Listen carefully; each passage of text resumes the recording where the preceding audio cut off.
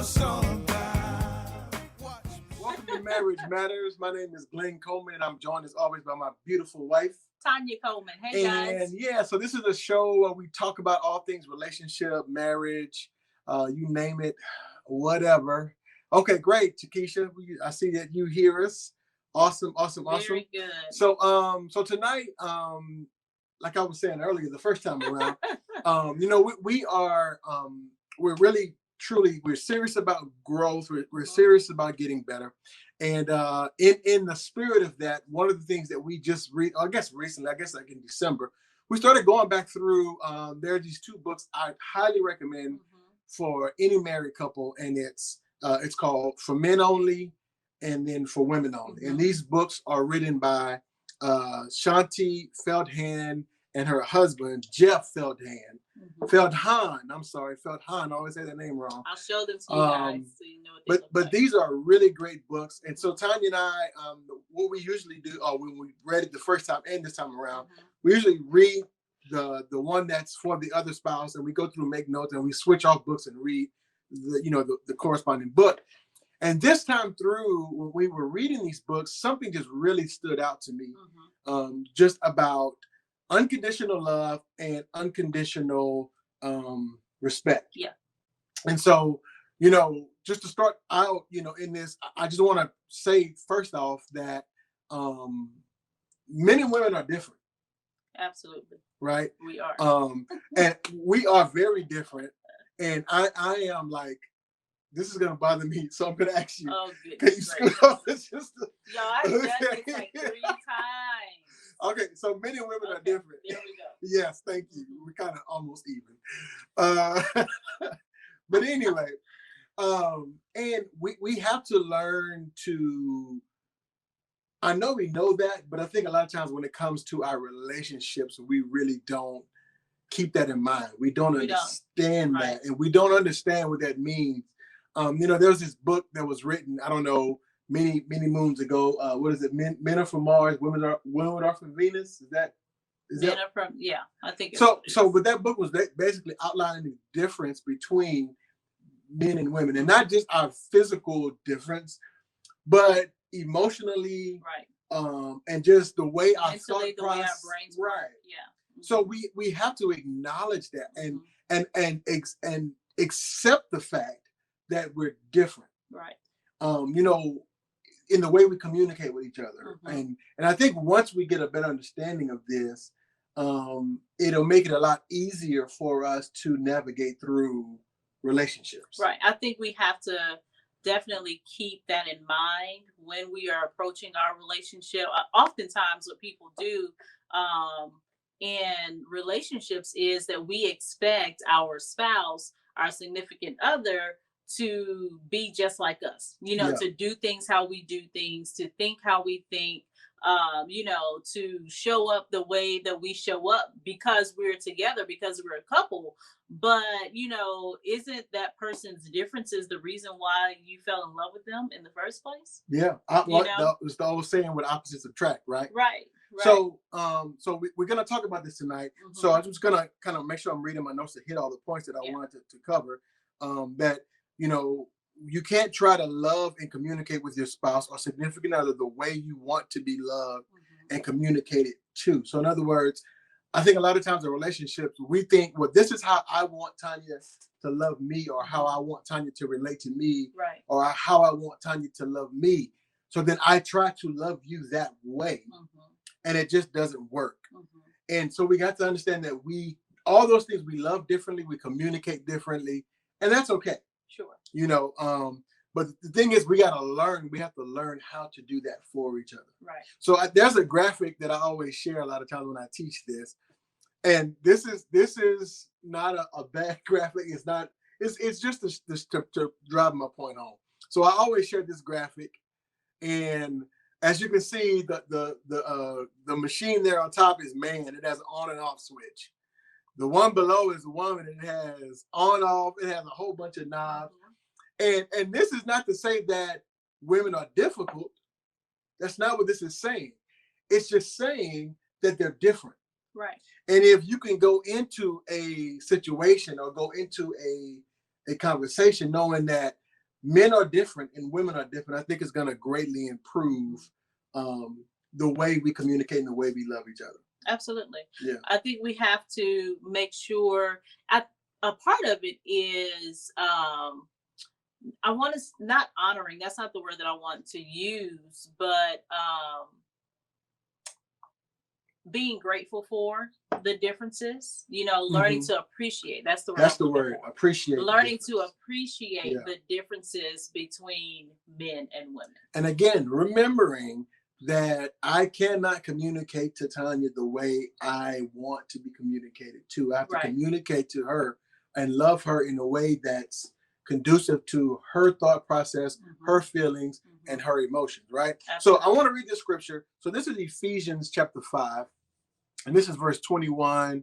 And we'll probably read, I don't know, we'll read a little bit. So Ephesians 5 and 21, it says this, and out of the reverence for Christ, be supportive of each other in love.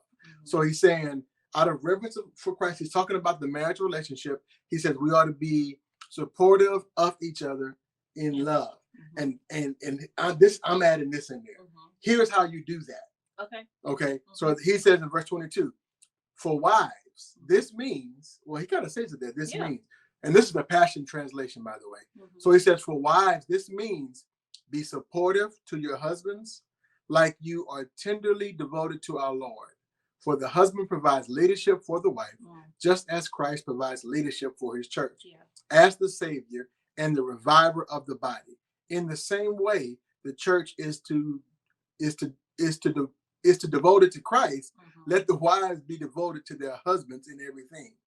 It says, and then it says, and husbands, you ought to demonstrate love for your wives by the same tender devotion that Christ demonstrated to us, his bride. For he died for us, sacrificing himself to make us holy and pure, cleansing us through the showering of the pure water of the word of God. All that he does is designed to make us a mature church for his pleasure until we become a source of praise to him. Glorious and radiant, beautiful and holy, without fault or flaw. So, after reading the book, after reading For Men Only, For Women Only, and I went back and they actually mentioned the scripture in that book. But if you notice, one of the things that really caught my attention this time is when he's talking to the wives about the husband, he never tells the woman to love the husband. He tells the wife, support the husband. He tells the wife, in other translation, it says respect. And so a lot of times I think, and then he tells the husband, notice he doesn't say to the husband, respect the wife. He says, love the wife. So, and not to say that the wife shouldn't love the husband. But I think what that means is that's like easy for us. Like we are loving, we show care, what I mean? We take care of. And so that comes second nature, so to speak, versus the support and the respect with what you're about to get into. Yeah. And so I guess what I want to bring out here is that unconditional, we talk a lot about unconditional love. And we live in a culture that's it's a love, the Beatles have a song, right? All you need is love, right? Well, what I really want to say is, based on Ephesians 5, and I think it's phenomenal that it did it that way. For a man, love is not interpreted or received as love, like we would say affection, maybe. What we perceive love is as respect. So I guess what I'm saying is, and I'll just talk to the wives out there, for your husband, you maybe think that because you're showing him affection, or you're trying to give him connect, you're trying to give him what you want from him. So you're saying, I want to be touchy-feely. Although, I'm not saying that men don't want to be touched, and because I'm my top love language is touch. But above that is respect, Mm-hmm. right? And, we talk a lot about unconditional love.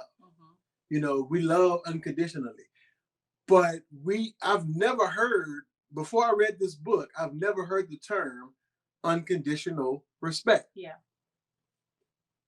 Oh, that's our name. Hey, neighbor. Neighbors. I never heard the term unconditional respect, right? And so we have to realize that we as me as a man and you as a woman, I interpret love as respect. So you can try to quote unquote love me, show me affection, all those things, but it means nothing to me. Right. As for women, you can maybe speak that. That's dear. Hey, dear. But for a woman, a woman, just like the scripture said, we have to love the sacrificing, right? Yeah. The giving up of ourselves, the making you priority. Right. That's how you perceive love. Right. And I think a lot of times, and I'm doing a lot of talking here, so I'm gonna need you to jump in. I know, I always say it's like double dutch. You got to jump in there. So we have to know that, and I think the missing piece there for a lot of relationships, especially when it comes to the men, is we don't talk about the unconditional respect enough. And I think that is the piece where men tend to shut down. Yeah. When they're not shown the respect, which is to them, respect equals love, then they tend to shut down. And when you shut down, oftentimes for men, and I know for you and others that I've spoken to, you go inwardly. Yeah. And so when you go inwardly to yourself, then you pull away from your spouse emotionally, right? And she feels that. I feel that. Whenever you go inwardly, I feel that. And then I'm not getting the unconditional love that I need, right? Which is security, right? And so oftentimes we talk about women's greatest need in the marriage and the relationship is security, not just financial security. Yes, we need that, but also security in the relationship. I need to feel emotionally supported. I need to feel connected to you. I need to know that you are connected to me. One of the things that stood out to me in the beginning of for men only is, and for any of you ladies who may be watching, you can chime in on this, that you can be married for a year, 5 years, sometimes 15, 20 years. And for some reason, there's this gnawing little thing in the back of your mind of the bottom falling out, so to speak, or the relationship ending, or I've had 3 kids and I put on weight, maybe he's not gonna find me attractive anymore, or you have these little things that tend to gnaw at you. I don't know if it's hormones or whatever it is, but that connection, when we are connected emotionally, when we're connected, on all of the different levels, that offers for me security, right?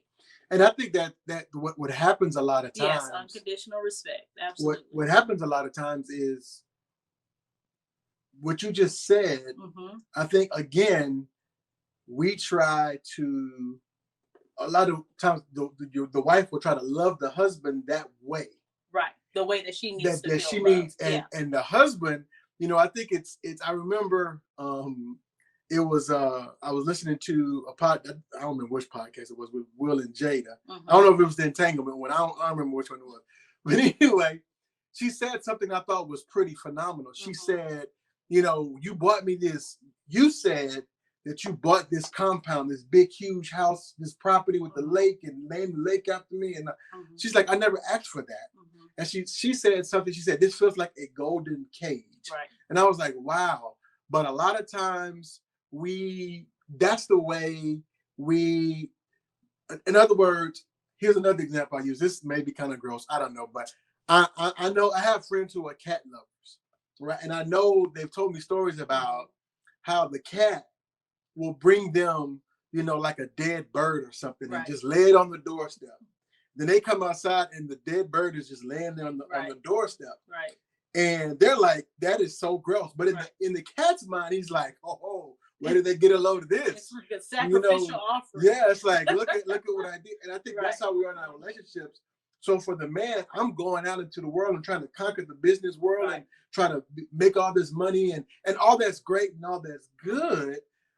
But if I can't give you the emotional,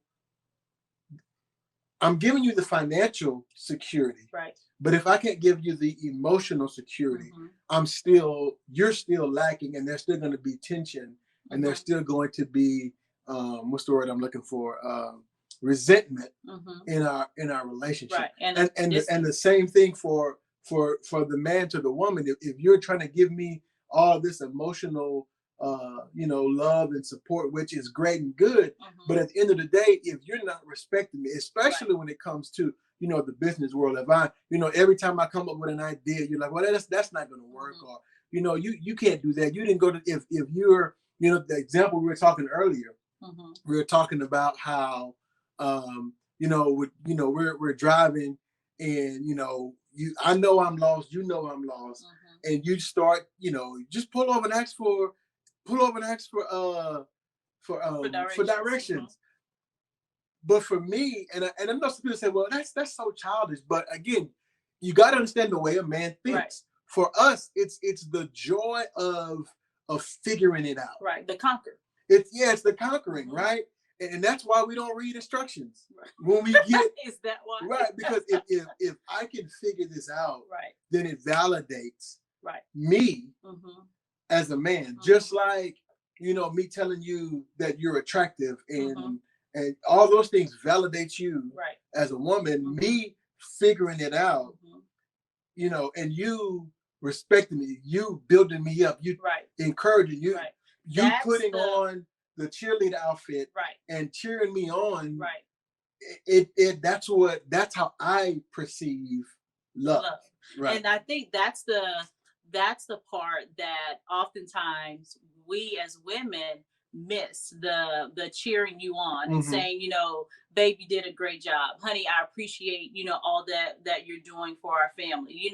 Those positive affirmations, those words, those affirming words, it in many books, it will refer to the ego, building the male ego, which is really important. And any man that leaves his home, or in today we're not leaving home, all of us, to do work or to do business, but still you are facing these giants, you're facing all of these obstacles when you are out trying to provide and build for our family. And if you come home and you're still fighting these battles, and you're feeling disrespected, and you're not feeling that you are appreciated, then no, I can love you to pieces in my heart, but if I'm tearing you down with my words, that doesn't feel like love. You know what I'm saying? Or if I'm putting other things ahead of you, that's not going to feel like love. And so we have to be mindful and be conscious and be very intentional, ladies, that we are taking the time to respect and to honor our husbands. Now that doesn't mean that I don't have a say. Right. That doesn't mean that we're always going to agree. There's going to be some things that we have to talk through, but that's just being in a relationship. But it's how I communicate those things to you, how I speak my mind, so to speak, that's going to make the difference. Yeah. And I think that right there, what you just described, is this vicious cycle that starts where, and it doesn't matter where it starts, but it's just like it keeps going and going, where you're not giving me the respect, I'm not giving you the love. Right. You're not giving, so now you're not giving me more, you're giving me less respect, so now I'm giving you less love. Right. And so we're going and we're moving further and further apart. And so in those moments, here's what you got to understand, guys, is that we're telling you this because the truth of the matter is most people don't know, or you know it, but you don't readily recognize it. Right. And so you have to, both of these are choices. Love and respect are both choices. Absolutely. So it's not about, whether we quote unquote deserve, it's unconditional. It's unconditional. Right? I want to share this. This is a survey, and this is going back to the book. And if you guys want to know, we're talking about these books for you, those of you who just for men only, for women only, by Jeff and Shanti Feldhahn. But one of the things I thought was very interesting, that they did a survey, and they said 3 out of 4 men would rather feel unloved than disrespected or inadequate. Wow. 3 out of 4 men would rather feel unloved than disrespected or inadequate. Wow. That's staggering. Yeah. That's a staggering figure. And I'm pretty sure for the women, it's probably the opposite. It is. Yeah. They would rather feel 3 out of 4 probably rather feel loved than to feel would rather feel the opposite of what I just said. Right. But because the connectivity is, for the woman, the connectivity is what's most important. Right. But so what do you do with that? That's a great statistic. And we can look at that and say, oh wow, well, you use that. So you're saying, so that means that for me, for Tanya, yes, I need to be a good provider. Yes, I need to go out and conquer. But at the same time, I need to make sure that I'm giving her what she needs. I got to balance that with the emotional with the emotional needs that she needs. And the other thing is this, guys, you have to learn in your relationships how to speak up and tell your partner what, because I know for me, especially when it comes to the disrespect thing. And even though, watch this, even though it wasn't her intention to disrespect me, if I perceived it as disrespect, I have to learn to speak up and say, you know what, when you just said that, I didn't like the way you said it. It really didn't feel right to me. Yeah. Communicate what's happening. And then, even for on the ladies' side, you have to tell. Look, I when it comes to that kind of stuff, I will be the first, and I'm not generalizing all men. I'm not saying all men this way, but I'm going to be the first one who. Absolutely. Yeah. Darius said, "Speak it because they can't read our minds." You just read my mind, Darius. That's just where I was going. The Bible talks. I love the scripture in 2 Corinthians.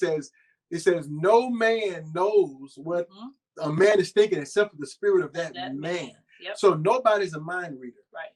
And so I was talking to someone the other day, and they were saying, I tell my husband what he needs. And I was like, okay, so we just kept going through what I need. I mean, what I need. And that's probably what's going on. This is what you need to do.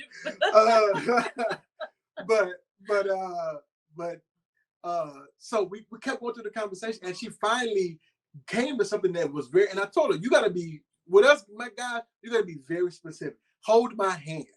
When you hold my hand, I feel connected to you. Just hold me. Yeah. When you hold me, I feel connected to you. And the same thing from the man to the woman. When you say those kind of words, or when you talk to me, when Tanya and I first got married, I used to tell her, I said, don't talk to me in that high voice. Now, she wasn't raising her voice, but it was just like this everything would go up. And I'm pretty sure she didn't mean it in a disrespectful way, but I perceived it that way. Right. So that means that I need to let her know that. So that way she can work on that. And at the same time, I'm working on knowing that she's just, it's going back to the diagram, with all the lights and with the men and the women, that they're just, she gets emotional. So, and the other part of that is when I know that going in, I can kind of prepare for it. Right.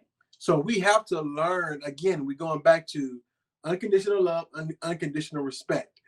They mean the same thing so for me, respect equals love. For her, love equals security. I was going to say respect. So they're like equivalent, and again, so many times we're trying to, I'm trying to give you what I want. Yeah. And it doesn't work that way. Right. I got to find out what she needs and give that to her. I saw you had something there. Well, I was just, we were talking about the respect, and you gave some really great examples of how men perceive respect. And then for women, as far as the security and the support, one of the things that they brought out in the book so well is that women perceive that support as closeness. Mm-hmm. And so one of the things that was said in the book was that closeness is not just proximity. That closeness is not just being in the same house and sharing a bed, but closeness is an emotional closeness and emotional support, and sometimes that is shown, and not just the big things. Yes, it's lovely to go out to a beautiful candlelit dinner, to have a weekend away, and to be showered with roses and chocolates and all of these things. That's great, but that lasts for that moment, right? It's the little things that you do on a daily basis that helps that connection to be felt, to be communicated, that closeness to be communicated. When you walk through the door after being gone all day and you stop for a moment to embrace me, you stop for a moment to not just the quick kiss, but it's like the real intimate moment that you take to say, hey, I was thinking about you. I missed you today.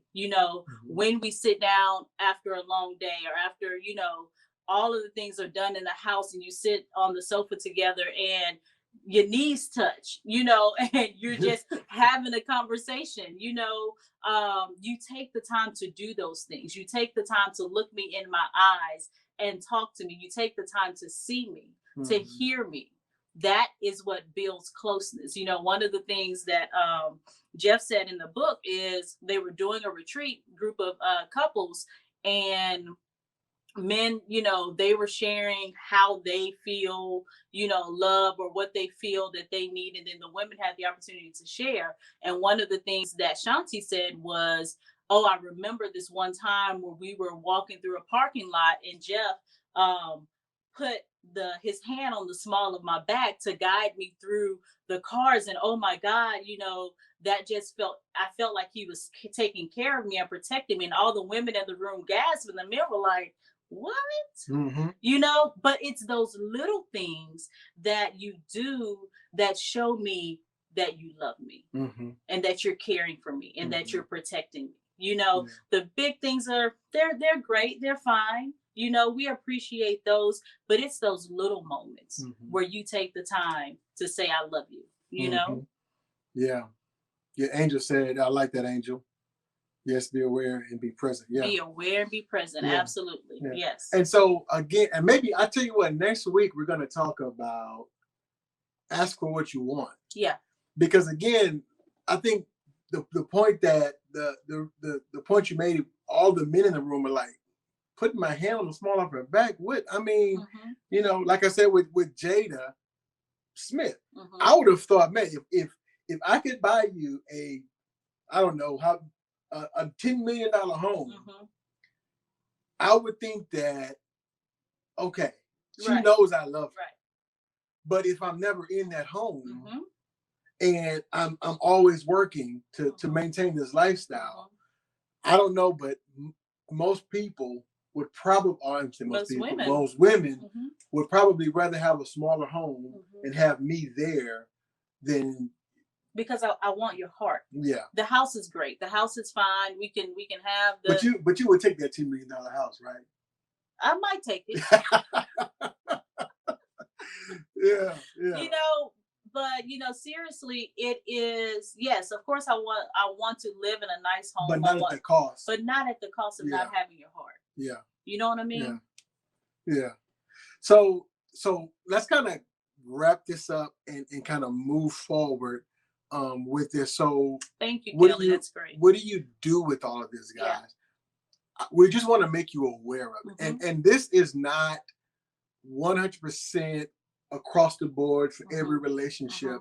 It's going to be nuanced. So you need to sit down and have a conversation with your spouse or your significant other and find out, be both and be brave enough to have these conversations. Oh, that's good. That's another conversation. Be brave enough to have these conversations.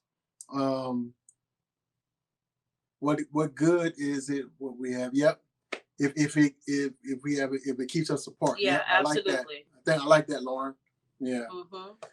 Yeah. So, but have these conversations. Yeah. And here's the deal. When you have these conversations, you have to stay open.